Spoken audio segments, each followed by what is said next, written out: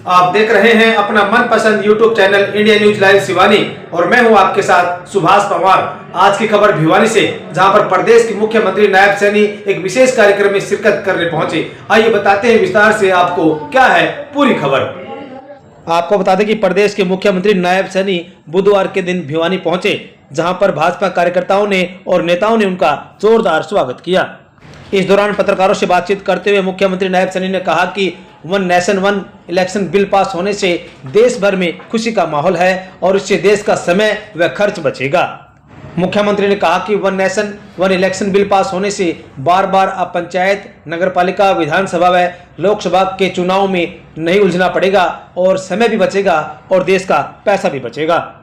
किसानों के रेल रोको अभियान पर मुख्यमंत्री ने कहा कि इस बात को लेकर पंजाब सरकार को किसानों से बात करनी चाहिए तथा उनकी समस्या सुलझानी चाहिए। साथ ही मुख्यमंत्री ने कहा कि जहां पर भी कांग्रेस की सरकारें हैं वहां पर किसानों को एमएसपी देनी चाहिए। मुख्यमंत्री नायब सैनी ने कहा कि हरियाणा सरकार लगातार किसानों के हित में कार्य कर रही है। जिस प्रकार से एमएसपी व भावांतर भरपाई जैसी योजनाएं लागू की गई है, जिससे किसानों को लाभ मिल रहा है। उन्होंने कांग्रेस पर कटाक्ष करते हुए कहा कि पूरे प्रदेश भर में ही नहीं बल्कि देश भर में कांग्रेस आपस में गुटबाजी की शिकार है। और क्या कहा प्रदेश के मुख्यमंत्री नायब सैनी ने, आइए आपको सुनाते हैं। प्रधानमंत्री जी का जो उनका विजन है, जो उनकी सोच है कि भारत विकसित राष्ट्र बने, और हम लगातार समस्याओं में ही उलझते रहते हैं। कभी चुनाव पंचायत का है, कभी चुनाव नगरपालिका का है, और कभी चुनाव विधायिका का है, और कभी चुनाव सांसद का है, लोकसभा का है। इन्हीं चुनाव के अंदर समय बर्बाद और पैसा वेस्टेज होता था। प्रधानमंत्री जी जो बिल लेकर के आए हैं वन नेशन वन इलेक्शन, उसकी मैं पूरी प्रशंसा करता हूं। और इससे खर्चा भी कम होगा, समय भी बचेगा और ये भारत विकसित राष्ट्र गति से बनेगा।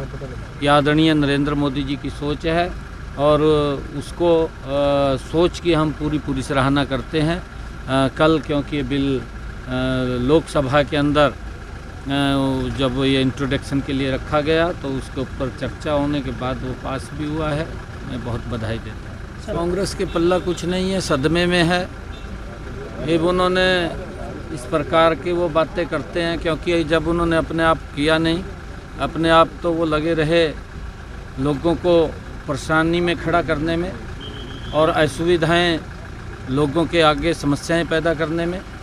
जब समस्याएं पैदा की हैं तो अब कहाँ जहाँ वो चक्कर काट रहे हैं उसका कोई लाभ तो बढ़ने वाला नहीं है, परंतु किस लिए काट रहे हैं उनको पूछना चाहिए, उनको बताना भी चाहिए विषय क्या है। वो अपने गिरेबान में जा करके देखें कि जब हम सरकार हमारी लंबे समय तक रही है, देश के अंदर भी रही है, प्रदेश के अंदर भी रही है, तब तो वो किसी वर्ग के लिए कुछ नहीं कर पाए। ना उन्होंने किसानों के लिए किया, ना उन्होंने महिलाओं को सुरक्षित किया, ना उन्होंने युवाओं के लिए किया, ना उन्होंने गरीब के लिए किया।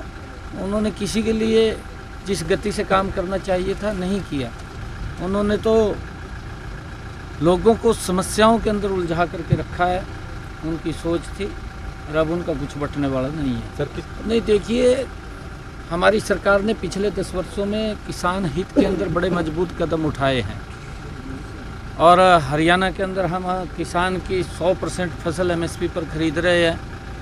किसान को भावांतर भरपाई भी हमारी सरकार दे रही है, चाहे बाजरा का किसान है, चाहे कपास का किसान है और चाहे ज्वार का किसान है। और एमएसपी के ऊपर हमने अभी ये कहा है कि हम 100% फसलें एमएसपी पर खरीदेंगे। पंजाब की सरकार को वहाँ के किसान से जाकर के बात करनी चाहिए और जो वहाँ के किसानों की जो ये समस्या है उस समस्या का समाधान वहाँ की सरकार निकाले। परंतु राजनीति में लगे हुए हैं। कांग्रेस के नेताओं से भी मैं कहना चाहूँगा, जहाँ जहाँ उनकी सरकारें हैं, चाहे हिमाचल के अंदर है या कर्नाटक में, तेलंगाना में है, वहाँ के किसानों को एमएसपी, उनकी फसल को एमएसपी पर खरीदने का काम करें ताकि किसान को राहत मिले।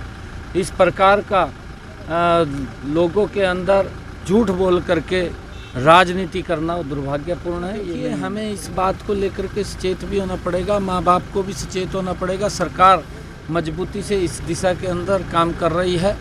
हमने बहुत ही डिटेक्शन सेंटर्स भी खोले हैं और उनको हम निरीक्षण भी उनका करते हैं।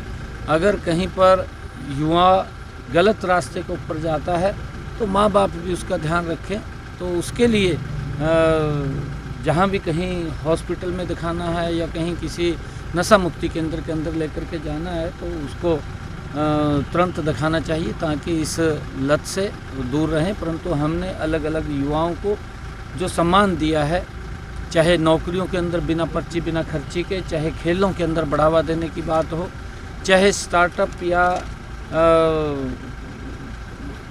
स्टार्टअप के साथ साथ हमने जो इंडस्ट्री के अंदर युवाओं को आगे बढ़ाने का काम किया है। मुद्रा बैंक योजना के माध्यम से युवाओं को सशक्त और मजबूत करके उनको पैरों पर खड़ा करने का काम किया है।